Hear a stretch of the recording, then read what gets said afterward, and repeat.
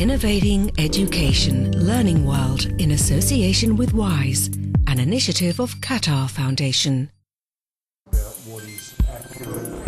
Memorizing lists of historical facts and figures is increasingly a thing of the past as teachers explore new ways of making history lessons more engaging. We take a look at some interesting examples. It's also appropriate to kind of maybe determine this might be. Traveling back in time is impossible, but learning history while visiting the places where it really happened is one way of bringing it to life. Let's see how this works in this report from Hungary. Here in Budapest, Hungary, these schoolchildren are going walkabout with the Bupap City Walks Association.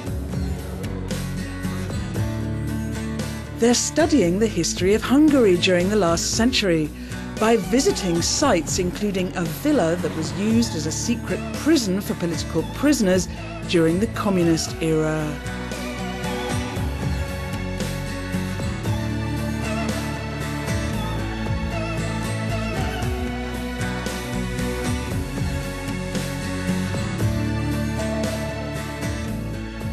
I think learning while walking is better than the traditional way of sitting in the classroom. Visiting historical sites gives a feeling of reality. Kids can experience and learn all those things that can seem abstract and distant if you learn them from a book.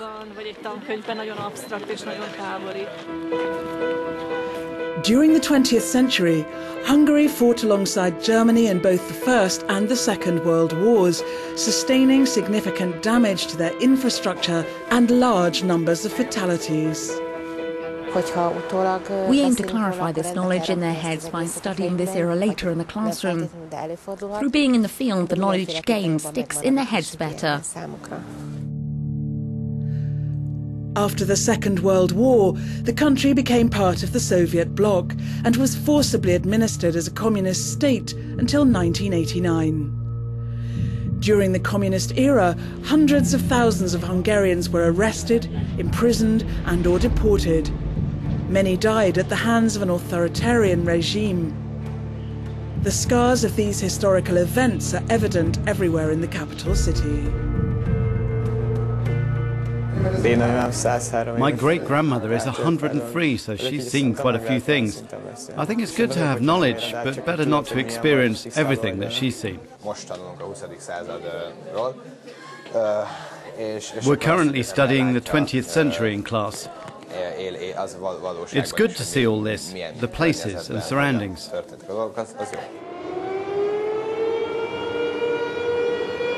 Walking through places where history happened brings the past to life. And then it's back to the classroom to put pen to paper and make sense of it all. How can we know what happened thousands of years ago? How can we document the past to produce a history book? We look at how one class in Japan is using the very latest technology to get students to explore the past. In the Fukuoka International School in the southwest of Japan, this history class worked in groups to produce a book about the Colosseum in Rome. Their work was then published online. Only a very small section of ancient Rome, virtually nothing on the Colosseum. It's very important to look for ways to engage them. And I think the project was mostly motivated by that. And I was looking for a project where students could also have fun writing, not just researching history, but have fun writing and putting it together. And a project where they could feel proud of the end product. The first task was to organise chapters and then divide them into sections so that pairs of students could write about the various subjects in the book. The Games chapter, for example, includes sections on gladiators and wild beasts. I really enjoyed typing up all the research that I found, and I liked editing the work so I could make it better. And I really like the fact that we're going to show this to the rest of the world and other 51 countries could see it. hundreds of thousands. Because the book was to be published online and would be available to the public for download, the children understood how important it was to compare research from different sources in order to establish the truth and make the book as good as possible. Why did it go into decline? I found that not only typing it and writing formally, I found that working with people I don't usually work with was very interesting, and I enjoyed the feeling of a class accomplishment when we finished the iBook and we published it, so that was very interesting. The Colosseum, an ancient icon then and now by Grade 7 Humanities, Fukuoka International School and David Van Tol, is now available for download from iTunes.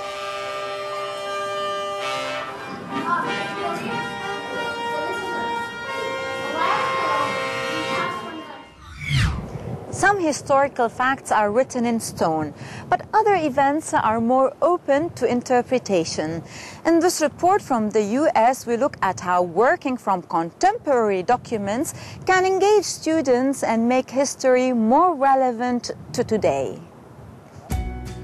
Here at Aragon High School in California, this class is learning about the Cuban Missile Crisis of 1962. But instead of using an old-fashioned talk and chalk approach, the teacher is sharing documents so that students can compare information from sources, including an article from the Washington Post, a recording of a meeting at the White House with President Kennedy, and a telegram from the Soviet ambassador in the US to Moscow.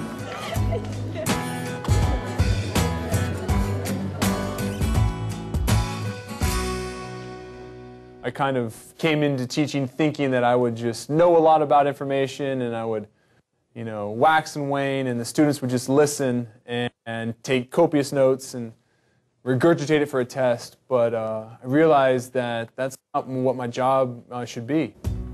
Using a teaching technique called historical thinking pedagogy, developed by a professor of the Stanford School of Education, David treats his students as real historians. When historians try to determine what happened, there's no archives of a library that says, oh, here's the answer, right? They have to deduce the answer. They have to figure it out. They have to investigate. Students analyse the documents, compare them, and deduce what actually happened.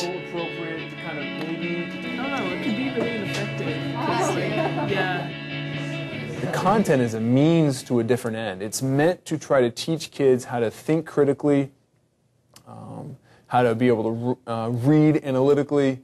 And that's not to say that content's not important, right? You know, cultural awareness, knowledge of your nation's past and the world's past are very important. So we don't lose that, but it's not the end-all be-all. Names and dates and facts don't become the only thing we do here.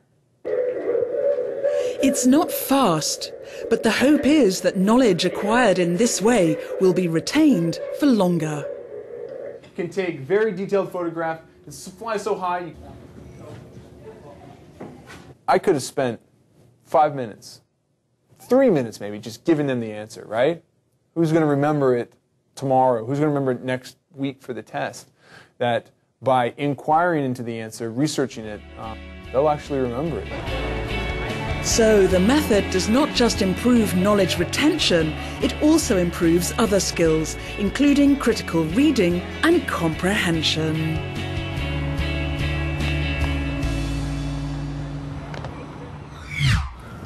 So, what do you think? Are you interested in history? What were history lessons like at your school?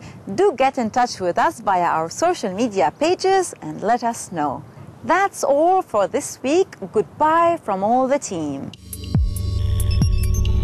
Learning World in association with WISE, an initiative of Qatar Foundation.